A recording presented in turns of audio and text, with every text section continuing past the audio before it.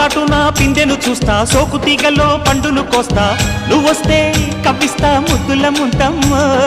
ఉక్కపోతకి ఊపిరి పోస్తా, పక్క మేకకు పంట కట్టిస్తా, ముద్దిస్తే బుక్కిస్తా మధ్యల మోతయ్యో.